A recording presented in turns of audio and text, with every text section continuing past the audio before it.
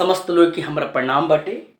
आज हमने के एक छोटी सी टॉपिक के बारे में चर्चा कल जा। उ जौन छोटा टॉपिक जौन आज पूरा विश्व में तहलका अपना डंका पीट रहा है और भारत जिसका मुख्य केंद्र बना हुआ है। तो आज हम लोग मुख्य रूप से जानेंगे कोरोना के बारे में। वैसे कोरोना के बारे में आप बहुत कुछ जान चुके हैं, लेकिन आज इस वर्तमान स्थिति में जो भारत की स्थिति बनी हुई है, जैसा कि लग रहा है कि अभी पीक पहुंचा नहीं है। कब तक पीक आएगा? क्या पीक जाने के बाद यानी कि आने के बाद क्या पुनः एक तीसरी लहर भी आएगी? ये डबल म्यूटेंट क्या है?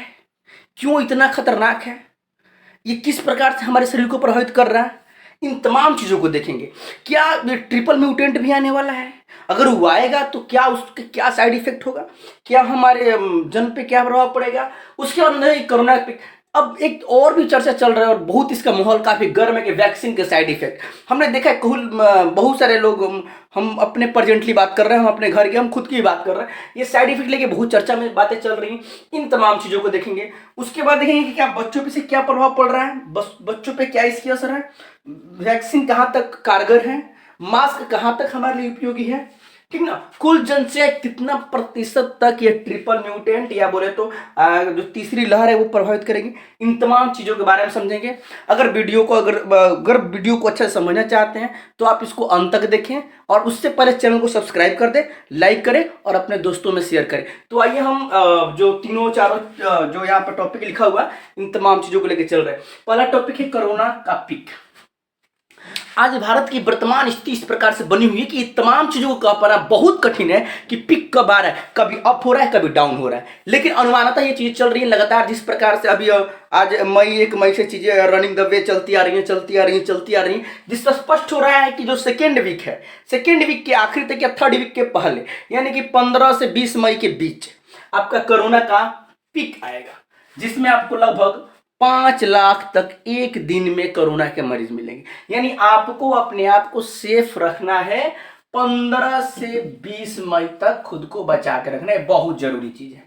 बचाव क्या करना है? बचाव के लिए 2 ही उपाय है, या तो आपके पास वैक्सीन होना चाहिए या तो मास्क होना चाहिए। तो आइए इस चीजों को और भी आगे देखते हैं। अगला क्वेश्चन है वैक्सीन का साइड इफेक्ट। मेरे भाई मेरे दाता, साइड इफेक्ट है तो उस साइड इफेक्ट ना के बराबर, उसे कोई मतलब नहीं है। मेन बात है कि जो ह्यूमन का बॉडी बना हुआ है तो उस बॉडी की बनावट का सबका जो कल्चर एक प्रकार से नहीं है। सबकी बॉडी की जो क्षमता एफिशिएंसी है वो एक तरीके से नहीं है।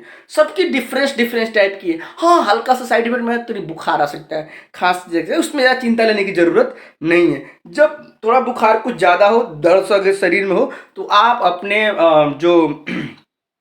जो आपके नजदीकी चिकित्सालय है वहां पर जाकर संपर्क करें, मिले इस चीज को लेके। ज्यादा टेंशन लेने की बात नहीं। और साइड इफेक्ट की बात करें तो वो ना के बराबर, उससे कोई मतलब नहीं है। दुनिया की ऐसी कोई औषधि ही नहीं बनी है जो 100% परफेक्ट हो। फिर हम आगे देखेंगे। इफ यू अब देखेंगे डबल म्यूटेंट क्या है। देखिए डबल म्यूटेंट का मतलब क्या होता है, अगर इसको हम एकदम साधारण लेकर समझना सा है तो आपने अगर मूवी देखी होगी तो मूवी में ये मिलता है कि हीरो पहले क्या करता है, पिटाता है, और पिटाने के बाद वो अपना एकदम विकराल रूप लेता है, एकदम खतरनाक वाला। तो वो क्या होता है ना कि जब विकराल रूप लेता है उसकी पावर डबल ट्रिपल हो जाती है। तो सर उसका नाम होता है डबल म्यूटेंट। अब ध्यान समझेंगे, पहले जो कोरोना 2019 में आया था अपने यहाँ इंडिया में, वो मतलब कोरोना था। अब उस कोरोना में जो कोरोना लड़ लड़ के कोरोना ने अभी साल भर गवाया। साल भर के बाद उसकी पावर थोड़ी सी अधिक हो गई। उसका नाम क्या हो गया? डबल म्यूटेंट हो गया। यानी कि जो सिंगल म्यूटेंट है, यानी कि जो पहला वाला जो कोविड-19 था उसके अपेक्षा जो डबल म्यूटेंट है ये थोड़ा सा खतरनाक है। थोड़ा सा नहीं बल्कि बोले तो काफी ज्यादा खतरनाक है। क्योंकि पहले वाले में था कि कोरोना जल्दी असर नहीं करता था फेफड़े पे, हमारे श्वसन नली पे, हमारे शरीर के हृदय तंत्रिकाओं पे। पहले वाले में 8 से 10 दिन समय लेता था। लेकिन ये जो आपका है डबल म्यूटेंट, ये थोड़ा सा खतरनाक है। ये क्या करता है कि जो उस समय 13 से 14 दिन लेता था तो 13 से 14 दिन न लेकर महज ये 2 से 3 दिनों में अपना घातक प्रभाव दिखाना शुरू कर दे रहा है। और ऐसी स्थिति में आदमी संभल नहीं पा रहा है, दौड़ रहा है हॉस्पिटल की तरफ। ऐसी स्थिति में काफी लंबी समस्याएं बन जा रही है। तीसरा है ट्रिपल म्यूटेंट क्या है। ट्रिपल म्यूटेंट से खतरा क्या होगा? देखिए ट्रिपल म्यूटेंट, डबल म्यूटेंट के बाद ट्रिपल म्यूटेंट आएगा ही आएगा। ये आखिरी स्टेज होता है वायरस के लिए। ट्रिपल म्यूटेंट ज्यादा खतरनाक नहीं होता है और चूंकि ये ज़्यादा स्ट्रांग होता है, यहाँ से हार थकने के बाद ट्रिपल म्यूटेंट की बारी आती है। ये कुछ ज़्यादा खतरनाक नहीं है, लेकिन ये भी आपके लिए बचाव करना जरूरी है। ट्रिपल म्यूटेंट में जानना क्या है, इसे खतरा क्या है? खतरा डबल की अपेक्षा बहुत कम होगा।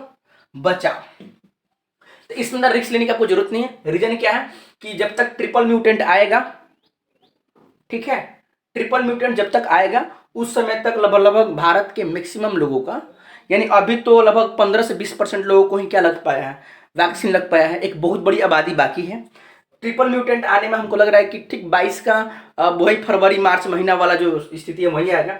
यानी कि उस कंडीशन में आपको हम बता दें कि ट्रिपल म्यूटेंट की कंडीशन काफ़ी नॉर्मल हो जाएगी, क्योंकि उस समय तक 70 से 80% लोगों का वैक्सीनेशन हो चुका होगा। बचेंगे 10-15% बच्चे, जिसमें 15 से 20% बच्चे अपने छोटे वाले बच्चे हैं, बाई 10 ईयर, 10 ईयर से कम वाले बच्चे हैं। इन बच्चों को होने की संभावना बहुत कम है, रेयर केस है, इन बच्चों में बहुत कम पाया जाएगा। तो इनको डर नहीं है, 80% लगभग हो जाएगा। यानी उस समय डरने की जरूरत नहीं है। 10-12% जनसंख्या बचेगी, उसको आप मास्क और वैक्सीनेशन के द्वारा आप उसको कंट्रोल कर सकते हैं।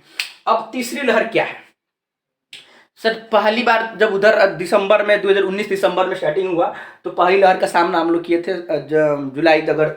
जुलाई अगस्त तक। फिर दूसरा भी आया हुआ है जिसका सामना भी हम लोग कर रहे हैं। तीसरा वाला भी ऐसा है कि उधर मार्च अप्रैल तक अपना रेशियो बनाएगी 22 वाला, और उधर जून जुलाई तक वो भी समाप्त हो जाएगा। उसके बाद काफ़ी आप चैन की सांसें ले सकते हैं। तो तीसरी लहर भी खतरनाक है आपके लिए, लेकिन उतना खतरनाक नहीं जितना की है। आपको रिलीफ देने वाला, इसमें ज़्यादा कोई टेंशन नहीं होगा। इस समय तक लगभग सारे लोग का वैक्सीनेशन लग चुका होगा। वैक्सीनेशन लगने के बाद यदि आपको कोरोना हो रहा है तो बिल्कुल मेरे भाई डरने की जरूरत नहीं है। वैक्सीनेशन लग चुका है, उसके बाद आपको कोरोना हुआ है तो बिल्कुल डरने की जरूरत नहीं। वो एक प्रकार से सिंपल सा है, वो 1-2 दिन में अपने आप ठीक हो जाएगा, उसको ज़्यादा करने की जरूरत नहीं। अच्छा, एक और बात, अगर वैक्सीन, एक और बहुत बड़ा सवाल आता जा रहा है, क्या वैक्सीन लगने के तुरंत बाद कोरोना नहीं हो सकता है? मेरे भाई हो सकता है। वैक्सीन लगने के बाद तुरंत एंटीबॉडी आपके शरीर में रेडी नहीं हो रहा है, उसको रेडी होने में 10 से 15 दिनों का समय लगता है। अगर ये तमाम चीज़ों को आप कर लेते हैं तो हमको उम्मीद है कि आप अच्छा कर लेंगे। बच्चों पर असर बिल्कुल अब नहीं होने वाला है। वैक्सीन का उपाय तो यही वैक्सीन ही एकमात्र उपाय है, बाकी मास्क का यूज कर सकते हैं। अब आते हैं यहाँ पे कोरोना की स्थिति क्या है, इसका विवरण किस तरह है। तो इन तमाम चीज़ों को